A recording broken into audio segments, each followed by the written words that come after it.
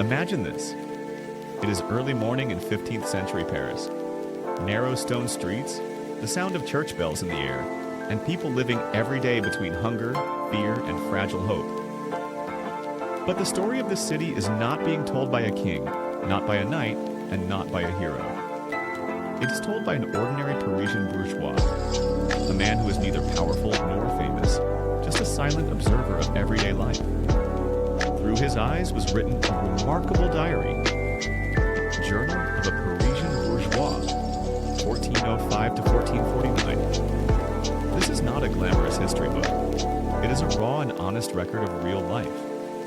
In its pages we read about when hunger struck the city, how riots broke out in the streets, how justice could be bought, and how death slowly became a daily presence.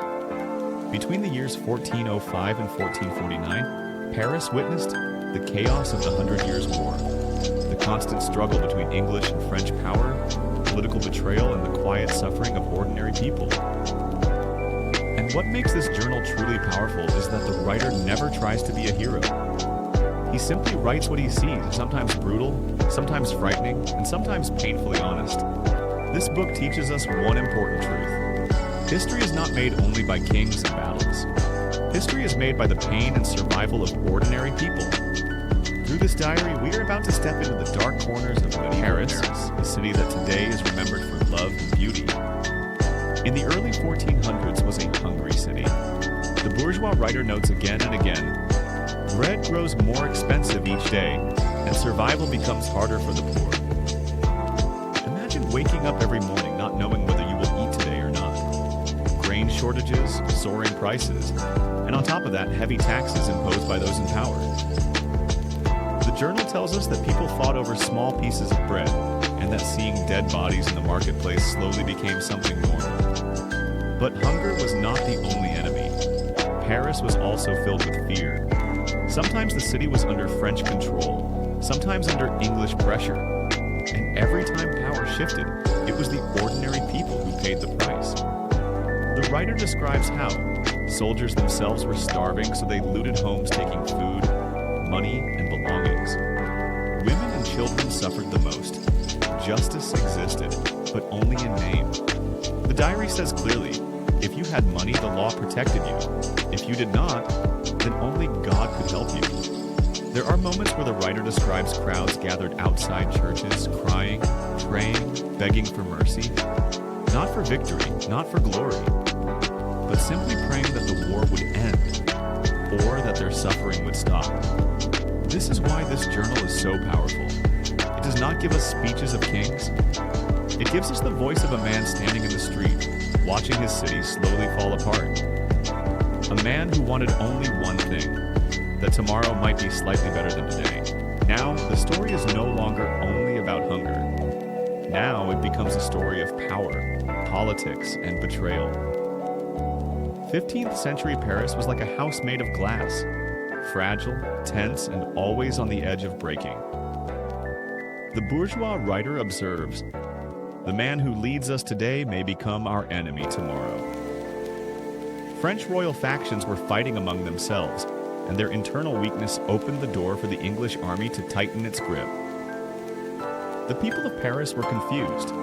They no longer knew who was loyal, who was a traitor, or whom they could trust one day. The city celebrated in the name of the French king. The next day, English soldiers marched through the same streets. The journal makes one thing painfully clear. The cost of politics is always paid by ordinary people. Taxes kept rising. Armies needed money.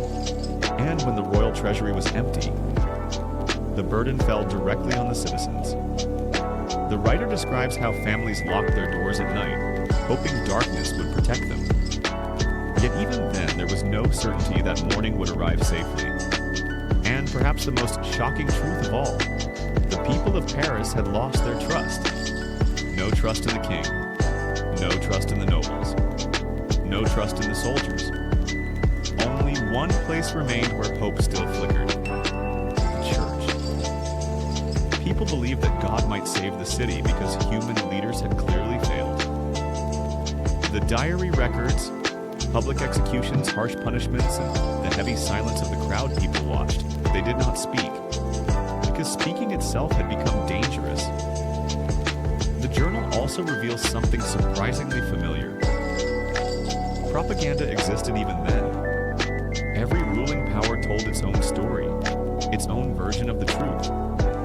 And somewhere between these voices, the real truth disappeared into the dark streets of Paris. Once proud and powerful, Paris had become a city that was tired, frightened, and deeply wounded. Yet life continued, because it had no other choice. Death is no longer shocking. It is everywhere. In 15th century Paris, people did not fear death because it was rare. They feared it because it was constant. The bourgeois writer records how sickness spread through the city, how bodies were carried through the streets, and how the sound of funeral bells never seemed to stop. Plague returned again and again. People did not understand germs or medicine. They believed disease was a punishment from God, a sign of the end times, or the result of hidden sins. Fear filled the air. Neighbors avoided each other. Families locked themselves inside. And when someone fell sick, even friends sometimes stayed away. The journal describes houses marked, streets avoided, and entire neighborhoods slowly falling silent. Death became so common that funerals lost their meaning. The writer notes that sometimes bodies were buried quickly without proper prayers because there were simply too many dead. And yet, life continued. Markets still opened, children still played in narrow streets, people still married, argued, laughed. Not because they were brave, but because they had no choice. One of the most powerful ideas in this journal is how people learn to live side by side with fear. Every morning they woke up knowing today could be their last, sickness could strike anyone, war could return at any moment. And still, they walked forward. The bourgeois does not describe heroes. He describes survival. He writes about people who prayed more, who donated to churches, who tried to live better lives, hoping it might protect them. But he also writes about people who stopped caring altogether, who lived only for the moment, because tomorrow was uncertain. Paris had changed. The city was no longer just a place of stone and streets. It had become a city shaped by loss. And yet, this diary survives as proof of something important. Even in times of endless death, people continue to record, to remember, and to tell the truth. Because as long as someone writes, as long as someone remembers, history does not die. By the time this journal reaches its final years, Paris is no longer the same city.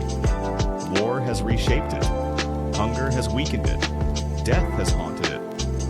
But something else has happened too. The people have changed. The bourgeois writer does not end his diary with a victory or a celebration or a clear ending.